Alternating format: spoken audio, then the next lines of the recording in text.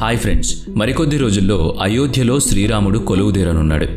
దాదాపుగా 500 సంవత్సరాల నుంచి కూడా మన దేశంలో ప్రజలందరూ కూడా ఆ రోజు కోసమే ఎదురు చూస్తున్నారు. కేవలం ఆ రోజు కోసమే ఎన్నో యుద్ధాలు, గొడవలు కూడా జరిగాయి. ఆ గొడవల్లో ఎంతో మంది ప్రాణాలు కోల్పోయారు. అయోధ్యలో రామమందిరం ఉండాలి అని 16వ శతాబ్దం నుంచే సంఘర్షణలు మొదలయ్యాయి. 18వ శతాబ్దంలో ఈ సంఘర్షణలు ఇంకా ఎక్కువయ్యాయి. ఈ రోజు నుంచి 150 సంవత్సరాల ముందు అయోధ్యలో రామమందిరం కోసం ఎంతోమంది ప్రజలు తమ ప్రాణాలు కోల్పోయారు. కొందరైతే వారి జీవితం అంతా కేవలం రామమందిరం కోసమే పోరాడారు. అలా అయోధ్యలో రామమందిరం కోసం తమ శక్తికి మించి పోరాడిన వాళ్ళు ప్రస్తుతం మన మధ్య లేరు. కానీ మనం మాత్రం అయోధ్యలో రామమందిరాన్ని తొందరలోనే చూడబోతున్నాం. మన పూర్వీకులు పడిన కష్టానికి మనం ఫలితం అందుకోబోతున్నాం. ఈ రోజు నుంచి 492 సంవత్సరాల ముందు అంటే 1528లో శ్రీరాముడి మందిరాన్ని అప్పటి నవాబ్ అయిన మహమ్మద్ బాబర్ పడగొట్టాడు. ఈ రోజు వీడియోలో దాదాపు 500 సంవత్సరాల నుంచి రామమందిరం కోసం జరిగిన సంఘర్షణల గురించి తెలుసుకుందాం. అందుకని వీడియోని ఎక్కడ స్కిప్ చేయకుండా పూర్తిగా చూడండి. మరింకెందుకు ఆలస్యం, let's start our today's episode. 1528వ సంవత్సరంలో బాబర్ అయోధ్యలో ఉన్న రామమందిరాన్ని పడగొట్టి అక్కడ మసీద్ నిర్మించాడు అని మనందరికీ బాగా తెలుసు. కానీ అంతకంటే ముందు ఏం జరిగింది అని చాలా తక్కువ మందికే తెలుసు. అదేంటంటే శ్రీరామచంద్రుడి యొక్క పుత్రుడైన కుశుడు అయోధ్య రామమందిరాన్ని నిర్మించాడు. ఆ సమయంలో ఒక్క అయోధ్యలోనే 3000 సీతారామ మందిరాలు ఉండేవి. క్రీస్తు పూర్వం 5వ శతాబ్దంలో వీటిలో చాలా మందిరాలు పడిపోయాయని అందరూ చెప్పుకుంటారు. అదే సమయంలో ఉజ్జయిన్కు చెందిన రాజు అయిన విక్రమాదిత్యుడు ఆ మందిరాలన్నిటినీ మళ్లీ కట్టించాడు. తర్వాత చాలా సంవత్సరాల వరకు ఆ మందిరాలు అయోధ్యలో పూజలు అందుకుంటూ ఉన్నాయి. ఆ తర్వాత ఏప్రిల్ 21, 1526లో మొహమ్మద్ బాబర్ మరియు ఇబ్రాహీం లోడికి మధ్య యుద్ధం మొదలైంది. 1528 కల్లా బాబర్ సైన్యం అయోధ్యకు చేరింది. అప్పుడు బాబర్ ఆజ్ఞల మేరకు తన సేనాధిపతి రామ మందిరాన్ని పడగొట్టి మసీద్ నిర్మించాడు. ఆ మసీద్ని బాబ్రీ మసీద్ అని అంటారు. ఆ తర్వాత ఎలాంటి హల్చల్ లేకుండా 150 సంవత్సరాలు గడిచిపోయింది. ఆ సమయంలో ఇండియాని మొఘలులు పాలిస్తున్నారు. తర్వాత 1717లో అంటే బాబ్రీ మసీద్ నిర్మించిన 190 సంవత్సరాల తర్వాత జైపూర్కి రాజైన రాజా జైసింగ్ మసీదుకి చుట్టూ ఉన్న ప్రదేశాన్ని సొంతం చేసుకోవాలని ప్రయత్నం చేశాడు. హిందువులకి ఆ ప్రదేశం ఎంత విలువైందో అని రాజా జైసింగ్కి బాగా తెలుసు. అందుకని జైసింగ్ మొఘలులతో సత్సంబంధాలు ఏర్పాటు చేసుకున్నాడు. కానీ తన ప్రయత్నం ఫలించలేదు. అయితే జైసింగ్ హిందువులు పూజలు చేసుకోవడానికి మసీద్కి దగ్గరలో ఓ చిన్న రామ మందిరాన్ని నిర్మించాడు. ఫ్రెంచ్ ప్రీస్ట్ జోసెఫ్ 1778లో ఎటువంటి ఆధారాలు ఇవ్వకుండానే బాబ్రీ మసీద్ అయోధ్యలో రాముడి జన్మస్థలానికి సమీపంలో ఉందని సూచించాడు. ఆ సమయంలో ముస్లింలు మసీదు లోపల నమాజులు చేసుకునేవాళ్ళు, బయట హిందువులు రామమందిరం వద్ద పూజలు చేసుకునేవాళ్ళు. అయితే రామమందిరం పడగొట్టిన 250 సంవత్సరాల తర్వాత కూడా హిందువులు ఆ విషయాన్ని మర్చిపోలేదు.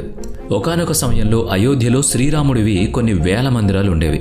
కానీ శ్రీరాముడి జన్మస్థలం దగ్గర ఉన్న మందిరాన్ని పడగొట్టి మసీద్ నిర్మించిన విషయాన్ని హిందువులు మర్చిపోలేకపోతున్నారు. 1813లో కొంతమంది హిందువులు 1528లో బాబర్ రామ మందిరాన్ని పడగొట్టి ఆ ప్లేస్లో మసీదు నిర్మించాడు అని దావా వేశారు. మసీద్లో హిందూ మందిరానికి చెందిన కొన్ని కళాకృతులు దొరికినట్లు కొందరు బ్రిటిష్ ఆఫీసర్లు తమ రిపోర్ట్లో రాసుకున్నారు. మాజీ ఐపీఎస్ అధికారి అయిన కిషోర్ కునాల్ తాను రాసిన పుస్తకం అయోధ్య రివిజిడేట్లో కూడా ఈ విషయం గురించి వివరించారు. ఆ తర్వాత 1838లో బ్రిటిష్ సర్వేయర్ ముంతోమెరీ మార్టిన్ ఒక రిపోర్ట్ ఇచ్చాడు. మసీద్ యొక్క పిల్లర్లు మందిరం నుంచే తీసుకున్నారు అని ఆ రిపోర్ట్లో ఉంది. ఆ రిపోర్టు బయటకొచ్చాక చాలా హంగామా జరిగింది. ఈ విషయం అందరికీ తెలిసాక మసీదు ప్రాంతంలో నమాజ్తో పాటు పూజలు జరగడం కూడా మొదలయ్యాయి. 1853 నవాబ్ వాజిద్ అలీ షాహ్ సమయంలో మొదటిసారి అయోధ్యలో సాంప్రదాయబద్ధంగా పూజలు జరిగాయి. ఆ తర్వాత 1855 వరకు కూడా హిందువులు, ముస్లింలు ఒకే చోట పూజలు మరియు నమాజులు చేసుకునేవాళ్ళు.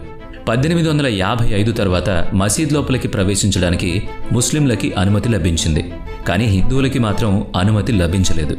ఆ తర్వాత హిందువులు మసీద్ నుంచి 150 అడుగుల దూరంలో ఉన్న చిన్న రాముని వేదిక దగ్గర పూజలు చేయడం ప్రారంభించారు. ఆ తర్వాత 1885లో అంటే ఈ రోజు నుంచి దాదాపుగా 138 సంవత్సరాల ముందు ఈ వ్యవహారం కోర్టుకు చేరింది. అప్పుడు మహంత్ రఘువీర్ దాస్ రాముడి వేదిక పైన పందిరి వేయడానికి అర్జీ పెట్టుకున్నాడు. కానీ న్యాయస్థానం ఆ అర్జీని కొట్టిపారేసింది. అంటే రామమందిరం కోసం ఎప్పటి నుంచి ఘర్షణలు జరుగుతున్నాయో అని ఈ విషయంతో మీకు అర్థమై ఉండాలి. తర్వాత 1934లో అయోధ్యలో మళ్లీ సంఘర్షణ మొదలైంది. ఇందులో భాగంగా బాబ్రీ మసీద్ యొక్క గోడ విరిగిపోయింది. ఆ గోడని మళ్ళీ కట్టించడం కూడా జరిగింది. కానీ ఆ సంఘటన వల్ల అక్కడ నమాజ్ జరగడం ఆగిపోయింది. ఆ సమయంలో మన దేశాన్ని బ్రిటిషర్లు పాలిస్తున్నారు. అప్పటి కాంగ్రెస్ అజెండాలో కూడా రామ మందిరం గురించి ఎలాంటి ప్రస్తావన లేదు. కానీ ప్రజలు మాత్రం బాబర్ మసీదు కట్టిన 400 సంవత్సరాల తరువాత కూడా రామ మందిరం కోసం పోరాడుతూనే ఉన్నారు. గవర్నమెంట్, మీడియాల నుంచి ఎలాంటి సహాయం అందకపోయినా కూడా కేవలం రాముని మీద భక్తితో రామ మందిరం కోసం పోరాడుతూ వచ్చారు. 1947లో మన దేశానికి స్వాతంత్రం వచ్చింది. అంతవరకు కూడా వారానికి కేవలం శుక్రవారం మాత్రమే మసీద్ని ఓపెన్ చేసేవాళ్ళు. మరియు రాముని వేదిక వద్ద భక్తులు పూజలు చేస్తూ ఉండేవాళ్ళు.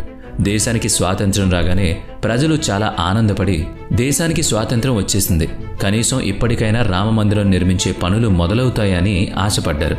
కానీ అప్పటి కాంగ్రెస్ ప్రభుత్వంలో ఏ ఒక్క నేత కూడా రామమందిర ప్రస్తావన తీసుకురాలేదు. అయితే 1949లో జరిగిన ఒక విషయం చాలా మందిని ఆశ్చర్యానికి గురి చేసింది.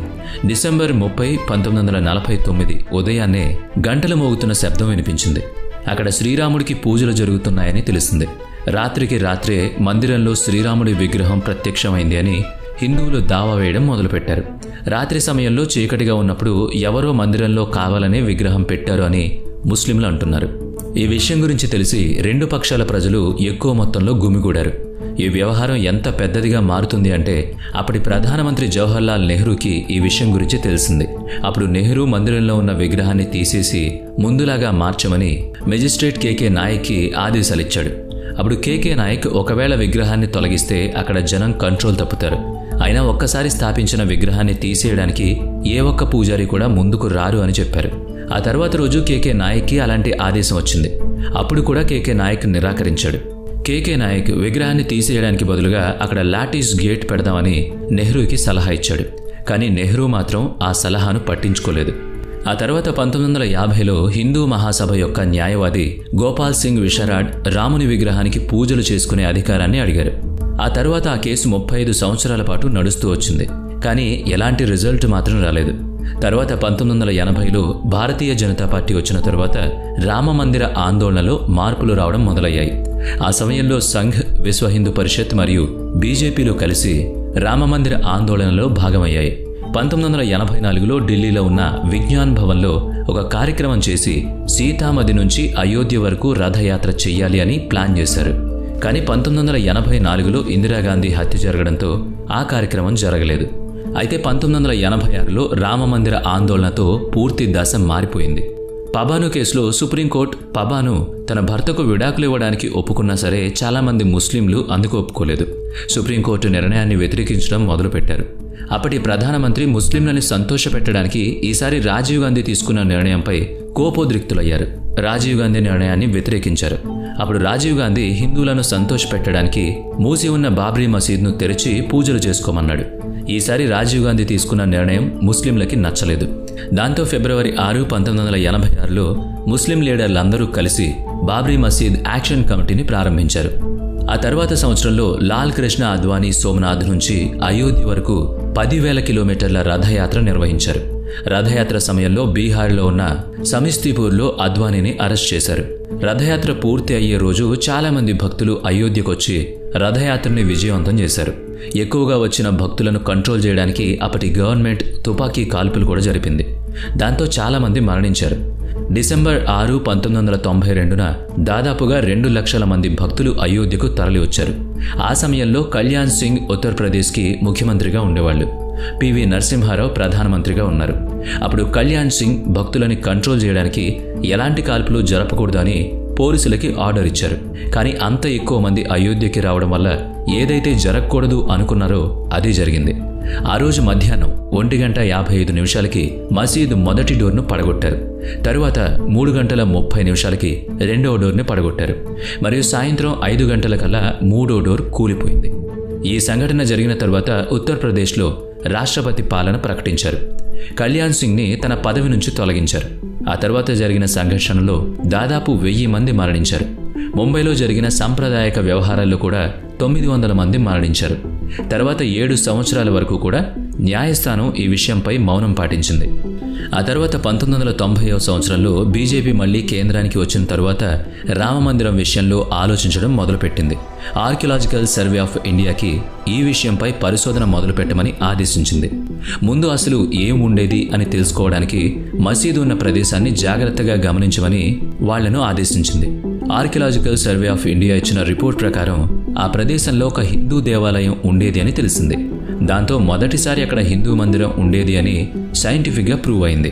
ఈ రిపోర్ట్ని ఆధారంగా చేసుకుని న్యాయస్థానం వివాదంలో ఉన్న ప్రదేశాన్ని రామజన్మభూమి ట్రస్ట్, నిర్మోహి అఖారా మరియు సున్నీ వక్ఫ్ బోర్డ్కి సమానంగా పంచింది. కానీ ఈ 3 పక్షాలు మాత్రం న్యాయస్థానం ఇచ్చిన తీర్పుని అంగీకరించలేదు. ఆ తర్వాత 2011లో ఈ వ్యవహారం సుప్రీంకోర్టుకు వెళ్ళింది. అక్కడ కూడా 7 సంవత్సరాల వరకు ఈ విషయంలో ఎలాంటి తీర్పు లభించలేదు. ఒక మీడియేషన్ ప్యానెల్ పెట్టి మ్యూచువల్గా కన్సెంట్ ద్వారా వ్యవహారాన్ని పరీక్షించడానికి ప్రయత్నించారు.